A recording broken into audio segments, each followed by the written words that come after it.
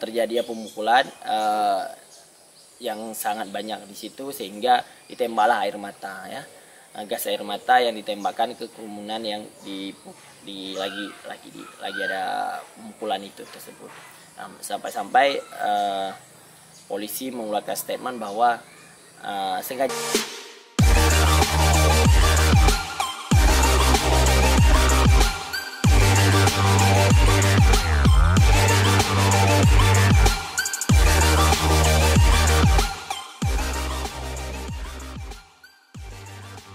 Halo, assalamualaikum. Ketemu lagi dengan kita di sini di channel Sahas Inisiatif, mau ngobrolin tentang isu dalam seminggu terakhir. Kita tahu kemarin baru aja ada demo besar-besaran dari mahasiswa BMSI terhadap pemerintah gitu ya. Dimana ada satu sosok yang cukup bikin heboh ini ya. Kita mau cerita sama Bang Deddy hari ini. Ade Armando. Ya, betul. Gimana tuh Bang Deddy, dia apa yang sebenarnya siapa Ade Armando itu? Ya, sebenarnya Ade Armando ini bukan orang baru ya di kancah kontroversi di Indonesia. Beliau adalah salah seorang dosen ya, dosen aktif di salah satu universitas dan salah satu fakultas di Indonesia, sehingga beliau sangat aktif dalam pergerakan pendukungnya Jokowi ya. Di dalam hal ini dia adalah salah satu yang dikatakan oleh orang-orang adalah buzzer ya, salah satu kelompok buzzer yang sangat aktif di dalam membuat kontroversi di Indonesia. Kita bisa melihat beberapa kontroversinya dia terhadap penduduk Indonesia mayoritasnya ya. Salah satunya adalah dia mengatakan Tuhan itu atau Allah itu bukan orang Arab. Ya, itu salah satu yang membuat itu sangat marah orang-orang Indonesia, terutama umat Muslim, sehingga membuat laporan ke polisi. Dan sekarang statusnya tersangka, tapi sampai sekarang prosesnya masih berjalan ya, belum ada penahanan dan lain-lain. Terus dia juga membuat beberapa tweet dan tulisan dia juga di media sosial mengatakan bahwa tidak ada di dalam Al-Quran itu tentang waktu yang sholat ya. Dia juga mengatakan bahwa begitu, dan umat Islam lagi-lagi juga marah, tapi tidak ada ketidaklanjutan dari kepolisian. Kita mungkin lagi dalam masa proses ya. Banyak lagi hal-hal yang memang dia dan kawan-kawannya itu membuat kontroversi yang kelanjutan. Terus kita melihat daripada sisi demo kemarin di tanggal 11 April ya. Kita melihat bahwa kalau kita mau bilang Armando ini mengunjuk gigi nih, ya kan, mengunjuk kekuatan. Dia mau datang demo seolah dia tanpa berdosa, tanpa salah, tanpa kontroversi, bahwa orang Indonesia semua suka sama dia dan lain-lain. Dia datang kepada demo, dia mengatakan bahwa dia memantau demo sampai di depan gerbang Dewan ya, DPR RI. Nah, di situ dia sempat wawancara dengan wartawan ya, beberapa statement dia keluarkan statement bla bla bla. Terus datanglah ibu-ibu, mama ya, berdebat sama dia. Dia ladeni berdebat sampai berdebat. Dia juga menantang, ada yang menantang dia ikut menantang balik, seolah-olah tidak ada ini ya, tidak ada terjadi apa-apa gitu. Dan dia masih merasa bahwa Indonesia ini suka sama dia, orang Indonesia suka sama dia. Terjadilah pemukulan pertamanya ya.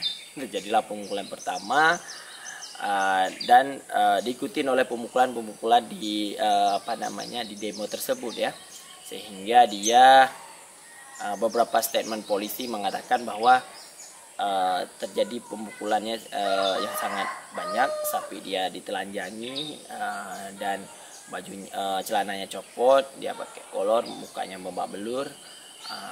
Saya rasa kalau melihat dari video-video yang beredar, ramai yang memukulnya.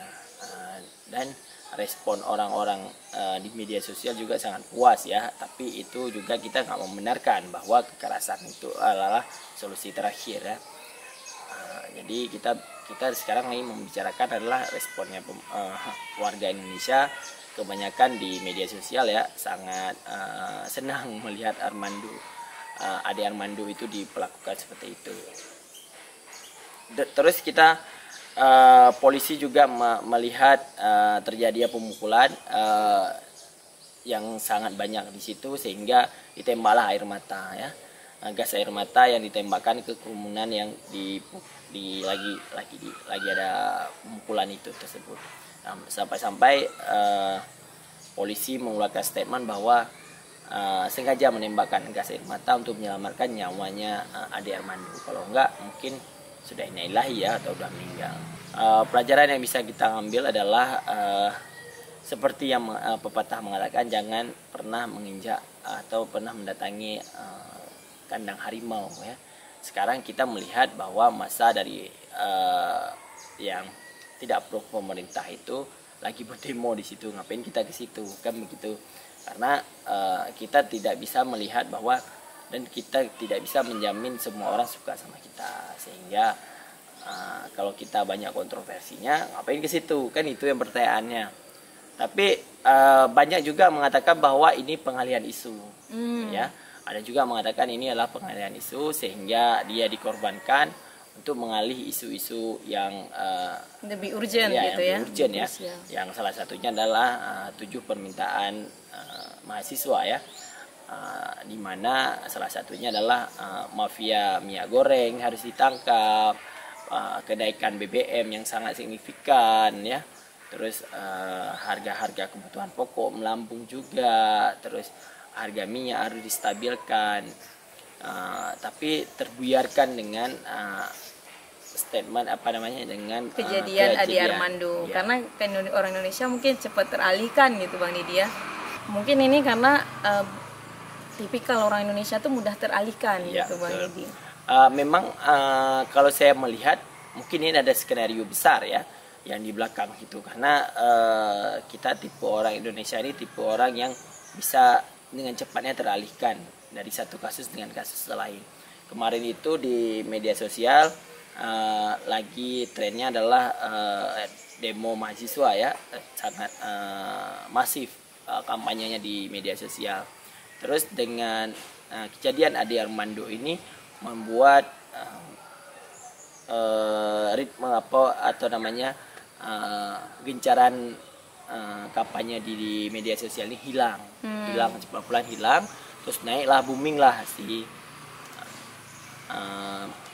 Ade Armando ini. Kalau dia bukan ada skenario besar, mungkin tidak begini ya. Tapi kita bisa melihat kebanyakan ada skenario, tapi kita wallahu alam ya, apakah ini skenarionya ada atau tidak. Tapi kalau melihat dari rentetannya kejadian, dari kejadian sampai dia bawa polisi, sampai banyak wartawan, dia ada konversi pers di situ, dia wawancara sama wartawan, dan semua wartawan menyorotin dia waktu pemukulan dan lain-lain, itu seperti ada skenario. Jadi kita bisa juga orang awam seperti kita ini melihat ini adalah pengalihan isu.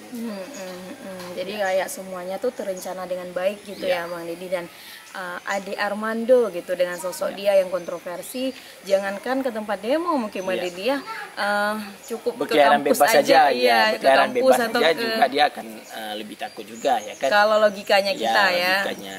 Karena kita berkontroversi di dalam satu negara ya, bukan dalam satu kelompok saja ya, tapi dalam satu negara yang demokrasi kayak gini ya, kita was-was juga kan. Tapi kan bukan berarti kita membenarkan dengan pemukulan dan penyiksaan begitu ya, pengeroyokan dan lain-lain.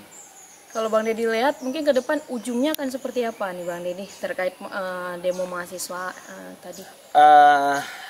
Terkait demo mahasiswa mungkin sudah reda ya, tidak ada lagi mungkin yang besar seperti itu, karena kan 3 April kemarin, 11 April kalau nggak salah, di 13 April itu menuntut tidak 3 periode untuk presiden, tapi presiden sudah mengatakan bahwa tidak ada penundaan pemilu dan semua semua anak buahnya baik Luhut dan lain-lain menyetop membicarakan 3 periode presiden, mengubah konstitusi dan menunda pemilu. Itu sudah ditekankan oleh presiden. Tapi kita nggak tahu ya implementasi dijalankan apa tidak. Tapi salah satu tuntutan yang besar mahasiswa adalah penundaan pemilu dan penuntutan 3 periode. Terus di 2000 terus mafia-mafia itu juga sekarang sudah berjalan ya untuk ini. Saya rasa mungkin di dalam waktu dekat tidak ada demo yang besar lagi. Tapi nggak tahu kita sesudah Lebaran nanti. Kayak memang ini bisa dibilang kayak puncak mungkin Bang Didi ya dari pemerintahannya Jokowi sendiri gitu, dan akhirnya ada di tangan mahasiswa lagi mengulang masa lalu kayak dulu gitu ya. Ya kita doakan yang terbaik pastinya ya, karena akan merasakan itu juga kita semua gitu ya teman-teman. Terima kasih sudah mengikuti kita, semoga informasinya bermanfaat. Sampai jumpa di lain waktu. Assalamualaikum.